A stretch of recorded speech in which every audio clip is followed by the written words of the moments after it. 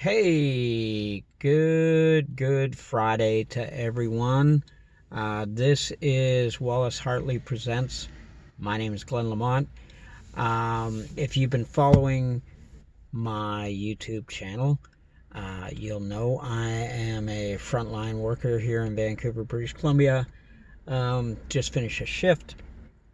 Wanted to check in with y'all at the end of my week, and hopefully you all had a good week, whether you're at home social isolating, or as I like to call it, quarantine,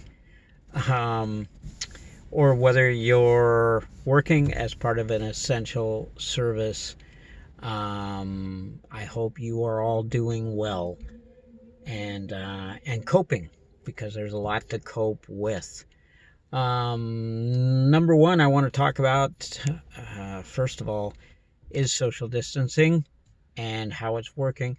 So here in British Columbia, and actually Canada in general, we are starting to see a bit of a downturn. We are flattening the curve. Yay for us. Good job. But you know what I'm still seeing here in Vancouver, in my neighborhood?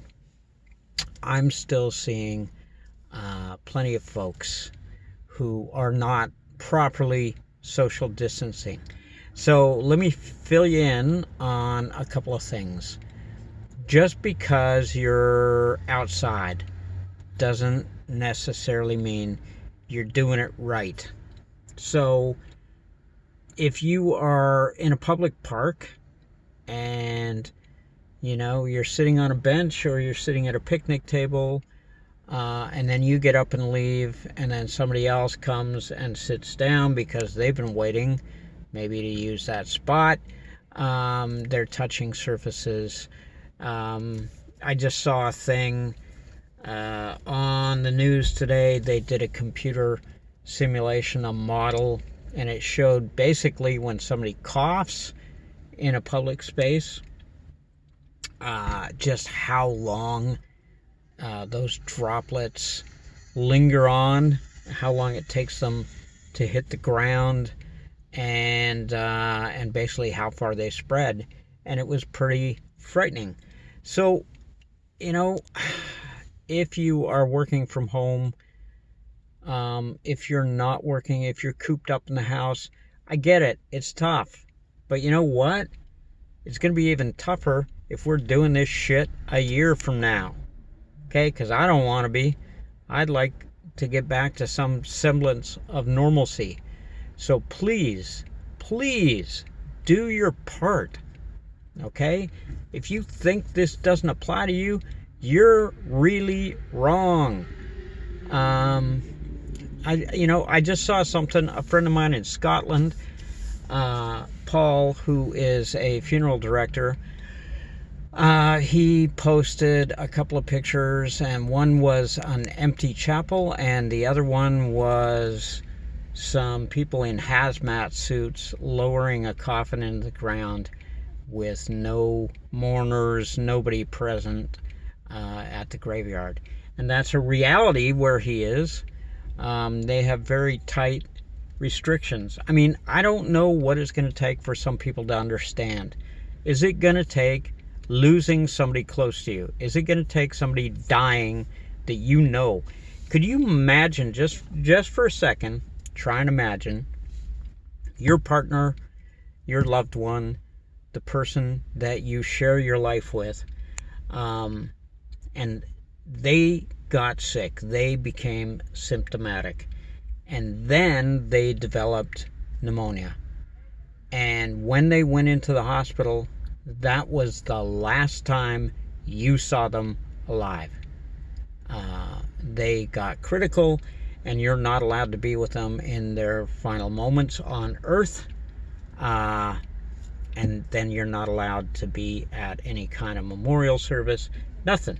So they got sick, it got worse, they went to the hospital, that's it. You never see them again. Is that serious enough for you? And let's say even not that serious. Let's just say, like I said before, do you want to be doing this a year from now? No. So please, for the love of God, just stick with the guidelines. Just don't go out of the house unless you have to. You know, try figuring out how to shop for 2 weeks at a time. It's not that difficult. You don't need to be at the grocery store every couple of days, okay? I know it's nice to get out of the house, but it's not helpful. It's certainly not helpful for the people who have to work in the grocery stores, who are constantly being exposed. So yeah, just please do your part. I also wanted to cover a couple other things. I've been thinking a lot about, how is this going to change things for us, for the future, for like lasting impact, long-term change. What things are we going to say, a couple years from now? What are we going to be saying about this pandemic and what came out of it? For example, is universal income going to be a thing, right? Are these payments that we're seeing now, this $2,000 a month here in Canada? I'm not sure how much it is in America, but are we going to see? Is that going to remain? Is that going to be a thing? Are there going to be top-ups? Are we going to throw away, the economy that we know right now? Are we going to have an entirely different global supply chain? Are we going to have a stronger domestic supply chain? Is money even going to be a thing? Because let's be honest, money isn't really a thing now. It's just a bunch of numbers they move around on paper. It's been that way since America decided to opt out of the gold standard. So, loans, all that stuff. Debt forgiveness, can that be a thing? I think it can. One thing is for sure.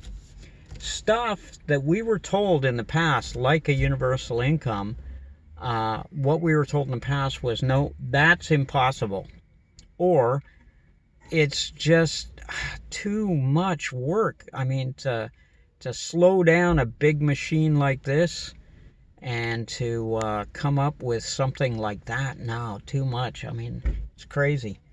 So we know that now to be not the truth, because we've seen the government mobilize in a very short time, and now we have these, what could be called a universal income. And is that going to stay with us? I hope it is. I hope a lot of things change. And I hope a lot of things change for the better. Let's be honest, we were woefully ill-prepared for this pandemic. And what I don't want to see is us go back to the way things were before, right? I think we know now that certain things are possible. I think we know now that we can do things that we weren't, entirely sure were possible before. Certainly, I don't want to see us, go crazy when things get back to normal, right? What I want to see is, keeping a calm head, knowing that we're probably going to get a second wave of this thing, and basically, learning from what's happened. Because, when the Spanish flu was here, right after the First World War, it was like 50 million people died from that, okay? And when things kind of got back to normal, people went mental, and okay, rightfully so. But it wasn't long before the stock market crash in 1929 and the Great Depression, and then another world war. So let's learn from this. I really hope we learn from this, and I hope that there's some lasting good. But mostly I hope we get through this in one piece, and I hope we all start to take care of our mental health. And God, I salute all the parents out there who are dealing with their kids at home all the time, trying to get them to do some schoolwork, trying to get them to eat, to go to bed at a normal time. All this stuff, it's unprecedented, but we can do it. We can get through it. We can stick together. We can support one another. We can actually look to a government that has systems in place. And like I said, I thought I'd be the last person on earth to say this, but thank God those systems are in place. Thank God we have a healthcare system that works, and thank God that they're rolling out some income for people who've lost work. We need to do a much better job. Unfortunately, we need to do a much better job with the poorest of the poor, people who live in poverty, people who deal with addiction.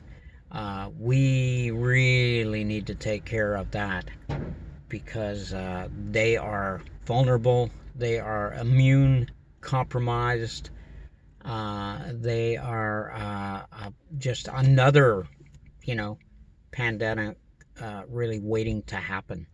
So we need to do a better job there. But overall, I just wanted to check in. I hope you all have a wonderful Easter weekend, or a wonderful Passover. It's tough out there, folks, but we can do it. We're gonna do it, and we're all gonna be better off. So y'all have a good weekend. Thanks for stopping by the channel. Don't forget to subscribe. It's down there somewhere. The channel is Wallace Hartley's Presents.